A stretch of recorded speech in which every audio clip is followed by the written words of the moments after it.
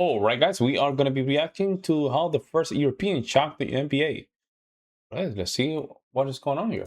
This video is sponsored by Surfshark, more on them later. Imagine being one of the best basketball players in Europe, getting drafted into the NBA, and not even knowing if your government would let you out of the country. That was completely normal for some of NBA's first Europeans. Most arrived barely speaking English. Others got drafted after getting seen at a single tournament, and one rookie's adjustment got so bizarre that Greg Popovich even took him to a hypnotist. Let's go through these early European NBA stories to see just how wild the league was over 30 years ago. And if these are the type of international basketball stories you enjoy, make sure to subscribe and put the notification bell on. Now, before the 1980s, European-born players had appeared in the NBA, but most of them had already gone through American high schools or colleges. An established professional leaving a European club and going straight into the NBA wasn't a thing yet. There obviously was no YouTube, Synergy, or even international scouting departments. Someone from an NBA team would see a player at one tournament and use a late draft pick on them.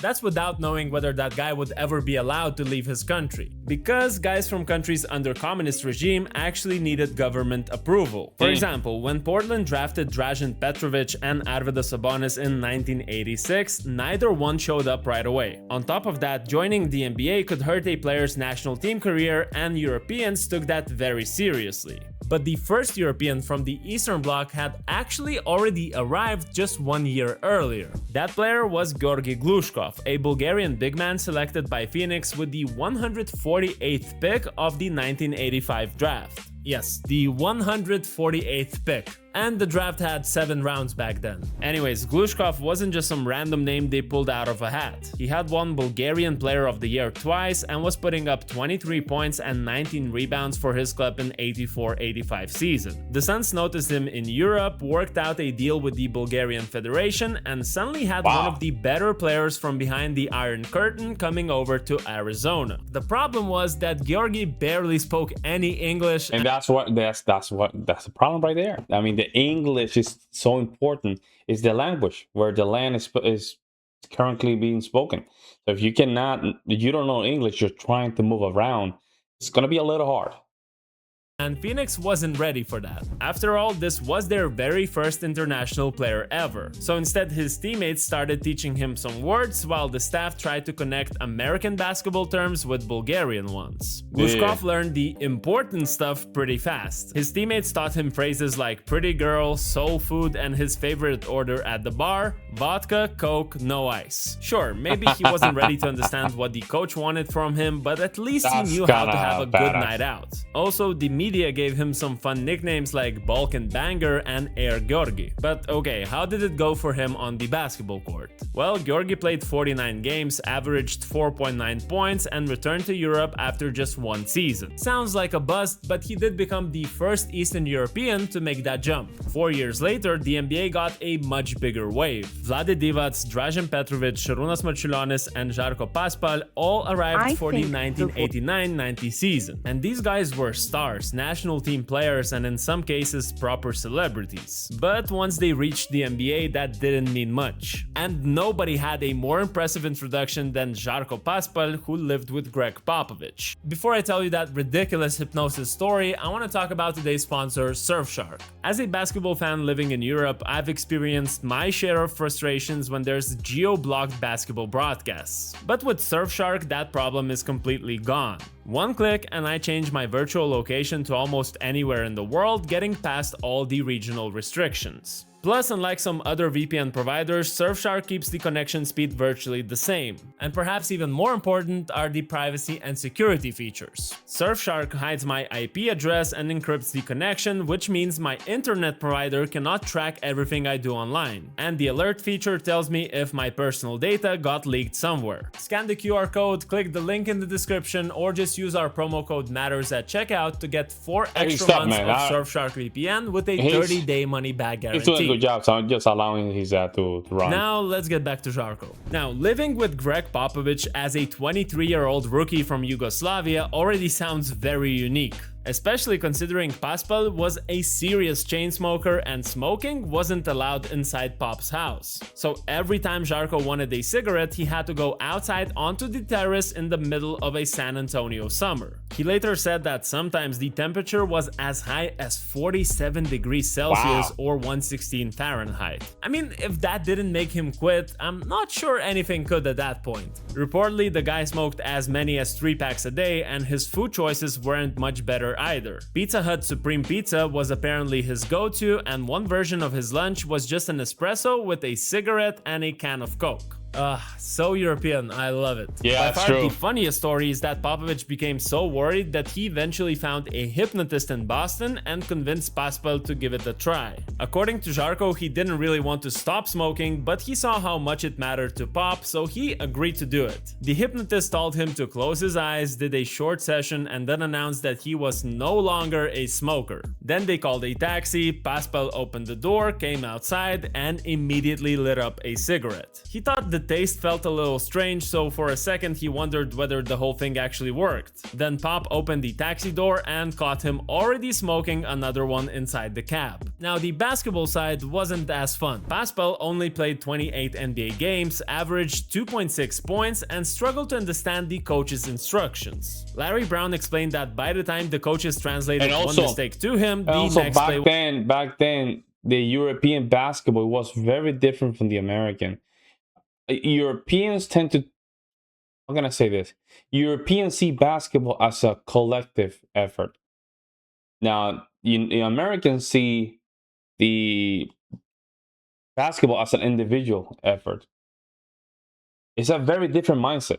Was already happening. Žarko later made a fair point. Had he been playing real minutes and scoring 15 points, nobody would have cared about the Pizza Hut or the cigarettes. But he sat on the bench, and those bad habits became the whole American story about him. See, smoking wasn't just a Paspalj thing. His fellow Yugoslav Vlade Divac also brought that habit with him to the NBA. And then years later, Mike Bibby shared a pretty funny story from their time together in Sacramento. Is it true that Vlade smoked cigarettes at halftime in the locker room? The bathroom stall is this high, his head is over the top.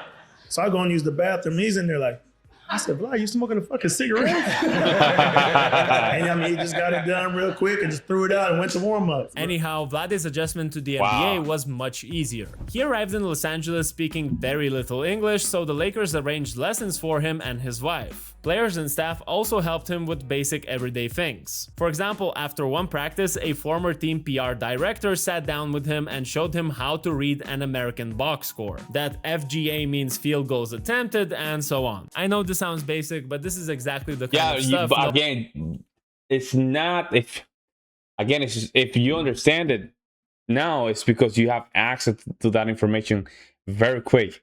Back then, it was very hard. Nobody thinks about today. Divac also found ways to enjoy that language barrier. I had good communication with refs. I had fun with them. When I'm pissed, I would. Yo, he's smooth. Curse them in my language. He admitted that he would curse at the referees in Serbian because he knew they couldn't understand him. Then he would smile and use one of his favorite new English phrases, no problem. Also, during practices, Vlade would show off his football skills. Apparently, he was bouncing the ball off his head to his teammates, which impressed the Americans. But much more importantly, the Lakers quickly saw how well Divac understood the game. Pat Riley admitted he had barely seen Vlade before the draft. But once he arrived, the coaching staff realized just how good his passing and basketball IQ were. Divac ended up spending 16 years in the NBA, was selected to the All-Star game in 2001, and got inducted into the Hall of Fame in 2019. Clearly, these cigarettes didn't stop him from having a legendary basketball career in America. Now, another legend from the Balkans, Dražen Petrović, had a much rougher start. Before arriving in Portland, he was already one of the biggest basketball stars in Europe. This is a guy who once scored 112 points for Cibona Zagreb in the Yugoslav League. And when he finally made the move to the US in 1989, Spanish media reported that Dražen arrived with 12 pieces of luggage. Apparently, Petrović wasn't planning on a short short stay. And unlike those other three guys, Dražen wasn't spending much of his free time exploring America. He was literally obsessed with making it in Portland and almost lived in the gym. In fact, he didn't even buy a house because he thought that taking care of one would steal time away from basketball. And somehow even that wasn't enough to get him so he was addicted to making sure that, you know, he gets stuff done. Court for the Blazers at first. They already had Clyde Drexler, Terry Porter, and later Danny Ainge, which meant one of Europe's best scorers suddenly became the 12th man. By November 1990, Dražen had enough. He publicly came out saying he didn't deserve to be treated like that and even threatened to return to Yugoslavia if Portland wouldn't trade him. Eventually they did, sending him to New Jersey, and that's where the whole story changed. Once the Nets gave him regular minutes, Petrović became one of the best shooting guards in the league. He was averaging 22.3 points in the 1992-93 season while hitting 45% of his threes. He also made the All-NBA third team and at just 28 years old looked like he was only getting better. Sadly, we never got to see how far he could have taken it. In June 1993, just months after that season, Dražen got into a car crash in Germany. Oh, no. That is a sad story. And passed away. That's what makes his NBA story one of the biggest what-ifs in basketball. He had only really gotten his chance for 2 full seasons, and right when Americans finally understood how good he was, his career was over. The last player from that 1989 wave I want to talk about is my countryman Šarūnas Marčiulionis. Before he could worry about minutes, he had a bigger problem: getting out of the Soviet Union. Golden State drafted him in the 6th round in 1987, but Šarūnas later explained that players in the Soviet Union barely understood what the NBA draft even meant. There wasn't much information about the league, and being selected definitely didn't guarantee that the government would actually let you leave. And it took another 2 years of visits, negotiations, and political drama before he finally joined the Warriors in 1989. Now, his first few months in California were really quite eventful. For example, on October 17th, Šarūnas was planning to drive on the Nimitz freeway to look at a new Mercedes. At the last moment, a Warriors trainer convinced him to get his sore back checked instead. While he was at the doctor, the massive Loma Prieta earthquake hit and a section of that same freeway collapsed. Marčiulionis realized he easily could have been there, so he put on his Warriors gear and went with Donnie Nelson toward the disaster area. He wanted to see if he could help the people and move the debris, but the firefighters wouldn't let him. Now, basketball-wise, since Marčiulionis was built like a tank, the transition to NBA basketball was actually quite smooth. The Lithuanian ended up spending 7 seasons in the NBA, averaged points in double digits, was the 6th-man runner-up in '92, and later got inducted into the Hall of Fame. Also, he was arguably the guy who brought Eurostep into the NBA. I actually already made a video on NBA moves that were imported by Europeans, including the Eurostep, and I'll leave that at the end screen and also in the description below. But first, I want to hear your thoughts. Which of these stories surprised you the most? And I mean, like the guy that got deleted in the car crash, that's sad. That's actually very sad. That's a real sad story. That's real sad, man. That's to show you that any time, at any moment, that this game can. Oh, you can finish this game, man. Like the game can go 9-9 in just a matter of nothing. It can go game over, just in a matter of seconds. Jesus Christ, man.